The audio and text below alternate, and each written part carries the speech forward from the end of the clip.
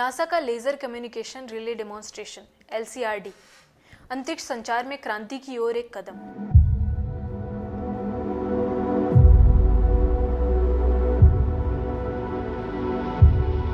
Hello दोस्तों, स्वागत है हमारे चैनल पर। आज हम बात करेंगे नासा के लेजर कम्युनिकेशन रिले डेमोन्स्ट्रेशन यानी LCRD के बारे में। आज की तेजी से बढ़ती अंतरिक्ष तकनीक में डेटा ट्रांसमिशन की मांग पहले से कहीं अधिक बढ़ गई है।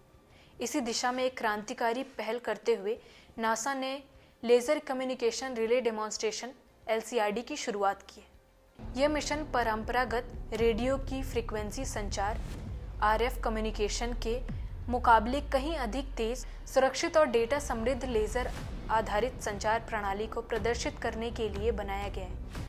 तो चलिए शुरू करते हैं। और हाँ, इस वीडियो को लाइक और सब्सक्राइब करना ना भूलें। LCRD क्या है? LCRD नासा की पहली एंड टू एंड लेजर संचार प्रणाली है, जिसे 7 दिसंबर 2021 को अंतरिक्ष में लॉन्च किया गया था। इसका उद्देश्य लेजर तकनीक के माध्यम से पृथ्वी और अंतरिक्ष यानों के बीच हाई बैंडविड्थ डेटा ट्रांसफर को जांचना और परखना है। LCRD मिशन के लिए थर्मल वैक्यूम चैम्बर में फ्लाइट मॉडेम का परीक्षण करते हैं। मॉडेम डेटा को लेजर लाइट में एनकोड करते हैं, जिसे पृथ्वी की परिक्रमा करने वाले उपग्रह से जमीन पर भेजा जाता है। ऑप्टिकल संचार तकनीकें अंतरिक्ष यान और पृथ्वी के बीच संचार को नाटकीय रूप से बेहतर बना सकती है। रेडियो संचार की डेटा दरों की तुलना में 10 से 100 गुना बेहतर। ये प्रणाली जियो स्टेशनरी ऑर्बिट में स्थित है और पृथ्वी के 2 ग्राउंड स्टेशन हवाई और कैलिफोर्निया से जुड़ी है। ये सिस्टम ये दिखाता है कि भविष्य में कैसे लेजर तकनीक का उपयोग अंतरिक्ष यानों से पृथ्वी तक बड़े डेटा सेट जैसे हाई रिजोल्यूशन इमेज, वीडियो और वैज्ञानिक मापों को शीघ्रता से भेजने के लिए किया जा सकता है। यह नासा की एकमात्र लेजर संचार प्रणाली है जो भविष्य के ऑप्टिकल संचार मिशनों का मार्ग प्रशस्त करती है। वर्तमान में नासा के अधिकांश अंतरिक्ष यान डेटा भेजने के लिए रेडियो फ्रीक्वेंसी संचार का उपयोग करते हैं। लेजर कम्युनिकेशन रिले डेमोन्स्ट्रेशन के पेलोड को अमेरिका रक्षा विभाग के अंतरिक्ष परीक्षण कार्यक्रम सैटेलाइट 6 के माध्यम से लॉन्च किया गया है। यह भू समकालीन कक्षा में होगा, जो पृथ्वी से लगभग 36,000 किलोमीटर ऊपर स्थित है। यह टीम रेडियो फ्रीक्वेंसी सिग्नल के माध्यम से टेस्ट डेटा भेजेगी और LCRD ऑप्टिकल सिग्नल का इस्तेमाल करके जवाब देगी। लेजर बनाम रेडियो संचार।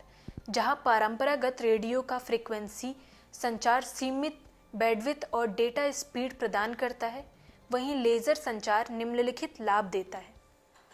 उच्च डेटा रेट्स। LCRD प्रति सेकंड लगभग 1.2 गीगाबिट्स तक डेटा ट्रांसफ़र कर सकता है, जो कि RF सिस्टम से कई गुना अधिक है।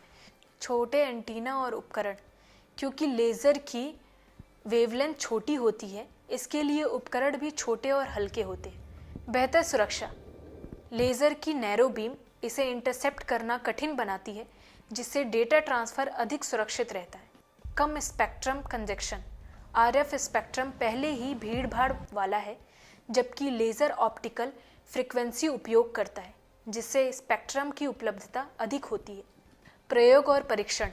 LCRD अगले कई वर्षों तक विभिन्न प्रयोगों के माध्यम से ये जांचेगा कि अंतरिक्ष से पृथ्वी तक लेजर संचार कैसे कार्य करता है।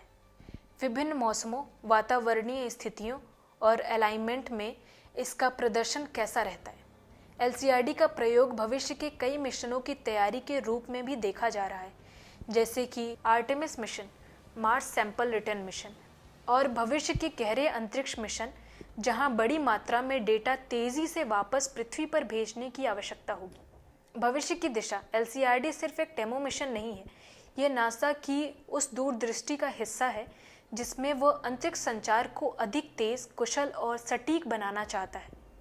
नासा की योजना है कि 2030 तक अधिकतर अंतरिक्ष मिशनों में लेजर आधारित संचार प्रणाली को शामिल किया जाएगा।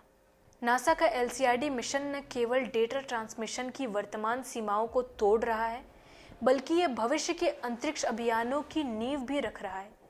यह तकनीक अंतरिक्ष विज्ञान, पृथ्वी अवलोकन और गहरे अंतरिक्ष में मानव मिशनों के लिए संचार को अधिक विश्वसनीय और शक्तिशाली बनाने में सहायक होगी। उम्मीद है ये वीडियो आपको पसंद आया होगा। ऐसे ही साइंटिफिक वीडियो के लिए हमारे चैनल को सब्सक्राइब करें, बेल आइकन दबाएं। मिलते हैं अगले वीडियो में, तब तक स्वस्थ रहें, सुरक्षित रहें।